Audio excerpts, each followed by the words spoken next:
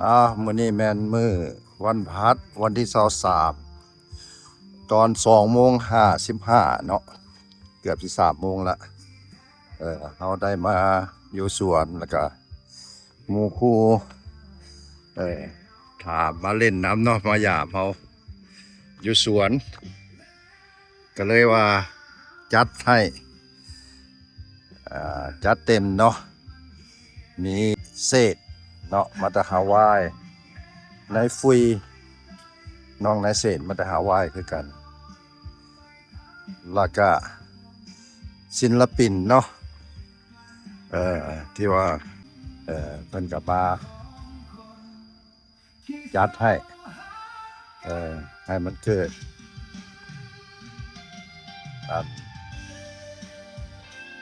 ความม่วนชื่นเนาะมาบรรเลงให้เดี๋ยวเราก็เอาเครื่องเสียงมาตอนนี้กำลังติดตั้งอยู่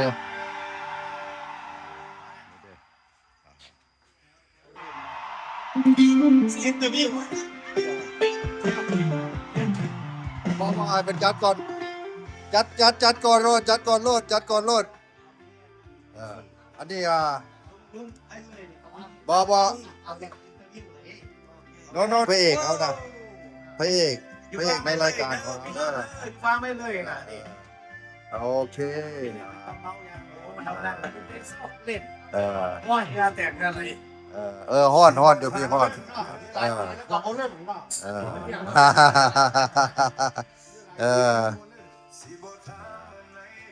เด้แล้วก็มีน้องชายของนายยันได้เนาะมาจากแคนซัสซิตี้แล้วก็น้องชายเนาะ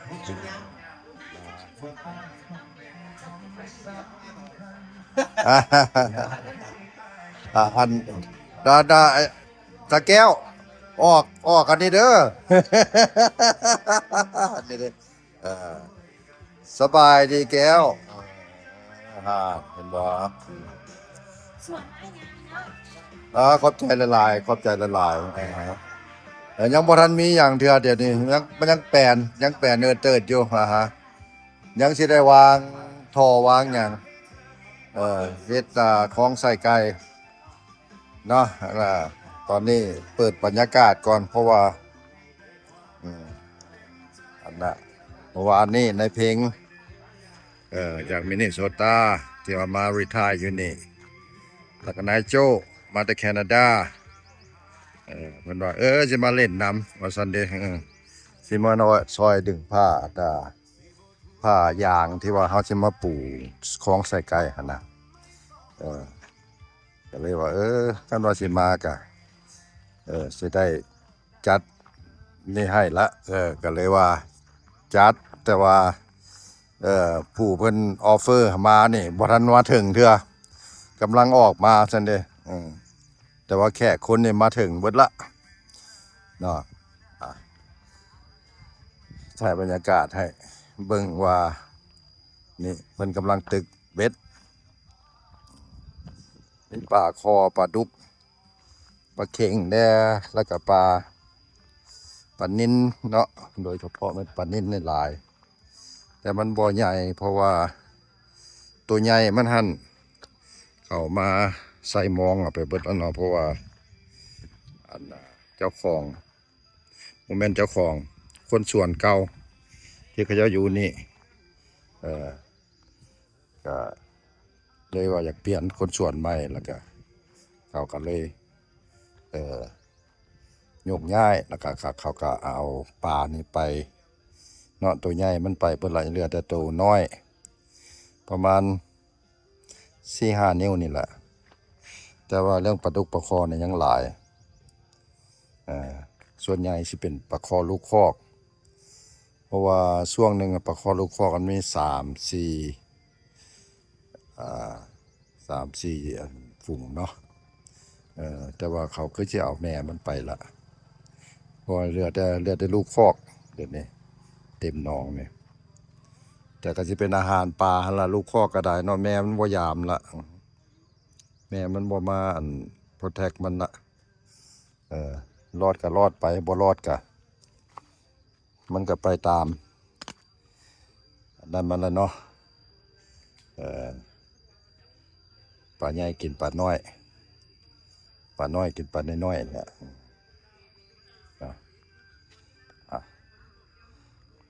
นี่บ่ฮู้ว่าเห็นบ่ปลาเนี่ยเนาะมันก็ขึ้นมาแถวๆนี้หลายอยู่โอ้เดี๋ยวปลาดุกก็ขึ้นมาแต่ตัวนี้ตัวบักใหญ่ปานนี้ปลาดุกลองหวานมึงเด้อมันจะขึ้นมากินกันในป่าเนี่ย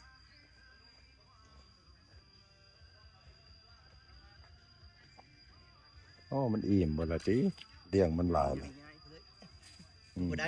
ไปพุ่นกล้องพุ่นเอาไปบอนโฮมพุ่นเอาไปบอนโฮมพุ่นเอาไปก่อนรถเด้ของใส่ไข่ใส่ไก่เฮานะยังสิมาวางทอเนาะทอก็ถือว่ามันต่อกันแล้วก็ชีถากลงให้มันงามเนาะแล้วค่อยสิเอาผ้ายางลงนะครับนี่ก็ให้เขาเจ้าขุดเป็นคลองไว้ละมือนั่นคนเพิ่นสิมาแปลงเพิ่นสิมาแปลงให้มันงามเนาะแปลงให้มันงามแล้วก็มาวางท่อวางหยังตัดท่อตัดหยังไว้ให้แล้วคันว่าแล้วมืออื่นกับมือต่อมาเขาก็สิลงผ้ายางแล้วบัดนี้แล้วก็จะเริ่มละบัดนี้เริ่มหลังจากผ้ายางแล้วก็สีเซตการบูดเวียนของน้ำเนาะน้ำที่ว่าดึงออกมาจากพุ่นละจากสระพุ่นละจากสระขึ้นมาต้นคลองขสายไก่แล้วท่อน้อยเนาะมันก็สิทะลุกันไปฮอดพุ่นละคลองสุดท้ายมันก็จะดึงน้ำออกจากคลองสายไก่เข้าไปหาสระให้มันหมุนเวียนกันเพราะว่าน้ำมันจะได้ออกซิเจนป่ามันก็สิมีเวลาใหญ่เนาะ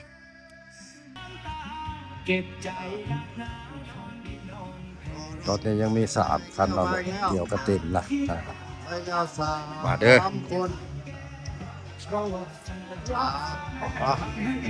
นี่เราบรรยากาศเนาะเพิ่นมานั่งโลกนั่งเว้านั่งลมกันอยู่ไม่ได้ทานเข้ามาโอเคบ่สบายชวนได้เลยเนาะออกมาพักร่วมกลุ่มเนาะไม่บอกแม่มึงไปเดี๋ยวห้องแถวได้บ่เป็น2-3นึกได้ล่ะแต่มึงเคยอยู่ได้เองบ่นี่คือว่า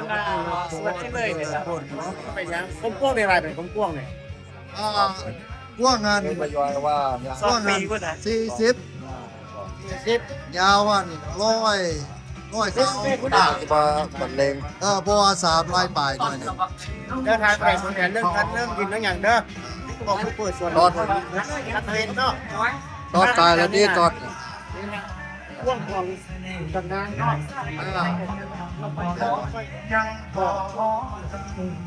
ที่ได้เป็นบ้านสวนเนาะต่อมานี่ได้เพลงคนเขามาสังกี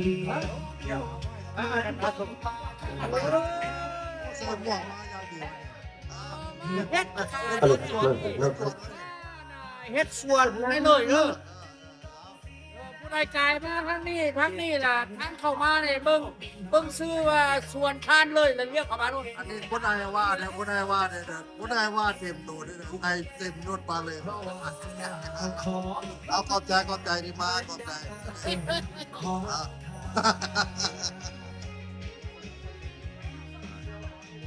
โยเอาวะอันนี้น้องสาวได้ยศเด้ออย่าสิผมมีคนกับวงบอลนี่แหละเอาเสียให้ได้ยศมาแล้วยามมาแล้วเนี่ยเม็ดครัวผมเหมือนอะไรที่คือบ้านแก้วเด้อบนบนอ่ะเอาเสียให้ได้แก้วเมาจังหน่อยขึ้นจากล่องเพลงจังหน่อยล่องไหมก็ต้องกันให้จังให้ได้เกียรติอธิญาณสี่ล่องไหมสักกับน้องเด็กจัก2-3เพลงน้องสุริยา อ๋อจะมีแม่นสุริยาพาเพลินเดินมาจานไทยมือนี้เนาะ มีทั้งในเด็กโทษมีคาราโอเกะ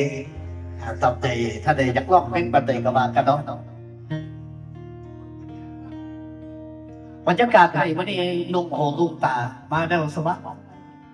ในสวัสดิ์เจ้าภาพวันนี้ปะเลยสุดยอดเนาะเมื่อสุริยนต์ยังสนธยาหมูนกกาก็บินมาสู่รังให้มาคิดถึงท้องทุ่งนาเสียจังป่านสนีคงคอยมาเมื่อไรจะกลับบ้านนะเมื่อสุริยนต์ใจก็มุ่งอยากจะดังด้วยความหวังอยากจะเป็นดาราลำบากลำบนก็จะทนจะก่อนและแฟน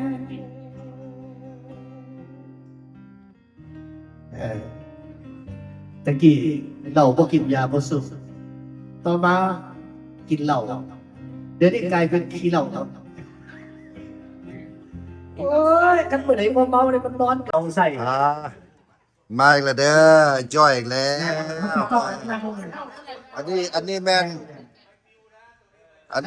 นนี้นักบอกนักบอกคำเป็นว่าเขาเรียกทำไมบ่ได้มาแล้วนี่เรียกทำไมนักห้องเด้อทานบวกคำกำลังก้าวลงรถมาเนี่ยนะไว้จอดไก่ให้นิยานให้อยู่เพราะมันให้ไปตุ่มหมดเลย ระวังเด้อลมตุ่มเด้อลมตุ่มเด้อ เสกมาได้กระดาษได้บ่ต้องโจมบ่ต้องโจมบ่ต้องโจม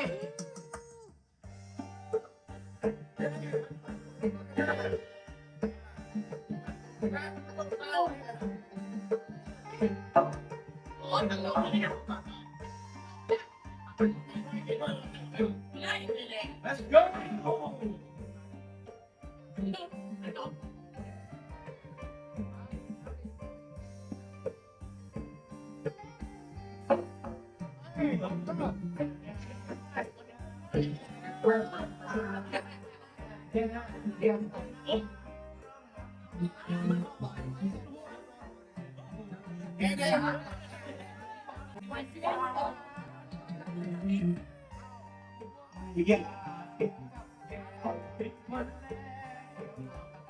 เงินอยู่ในเทอยู่ในหลายเท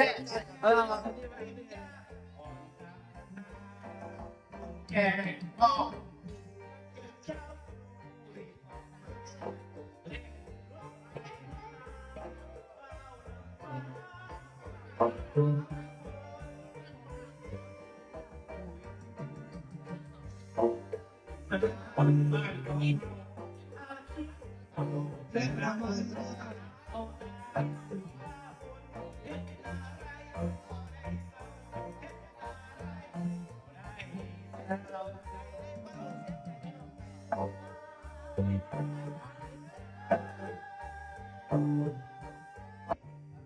อันนี้แม่นสร้างปฏิบัติวางทอให้มืนเป็นมาวัดมาแทกสื่อในคำอายุประมาณทำกันได้หรอไปเฮ็ดไทยเนาะโอเคสบายดีนะครับไปกินเบียร์ นามสกุลเนี่ยมาแต่เสกขัดเลยนามสกุลชีวิตเนี่ย อะไรคอยเล่าสองคือ อนามัยก็มีหลายแนวเลยอนามัยจอกเบียร์ไม่ใช่กับเบียร์มืดอนามัยหัวใจให้สะอาดสงสัยอันผัวประเด็กอดีตเคยบอกเคยสะอาดกันเลยสิหาเขามาดีตอนเผาเป็นจัด คือว่ามวลแท้ โอ้ยกับสุริยะพาเพลินนี่แหละด้วย อ้าวสุริยะเป็นไม่กลางเหรอ แมนค่ะ มันจะมาแล้วโอ้สุริยะตายจะไป เคยเห็นกันในยูจอพนักว่าเห็นตัวจริงไม่ได้ว่าสิ เห็นอยู่ทีวีบ่เห็น ห็นเจ้า โอ้ยตะกี้กับสูงขาวเจ้าวัดหลากเลยเนาะมาอยู่ลาวแล้วมันถึงแจกมันก็ เจ เลย อกัน ดำ เนาะ เตี้ย สุริยาพาเพื่อนเจอทานบัวคำน่ะ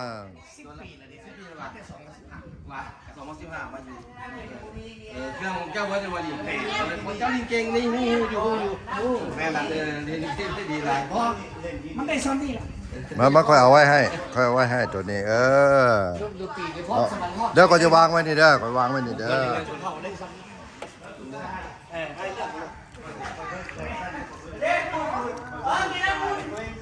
เด้อบัดนี้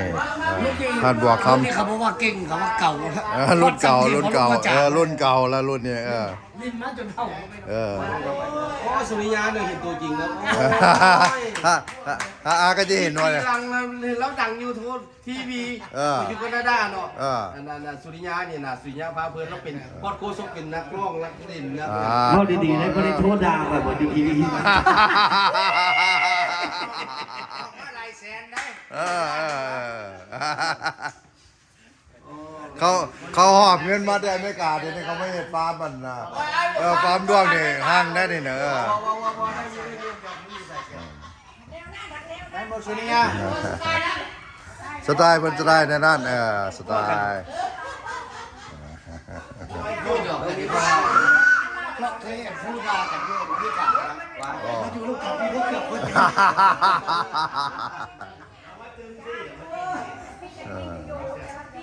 เอาได้นี่เป็นศิลปินเนาะเป็นอะไรเสร็จมักจะบอกมวนคือขึ้น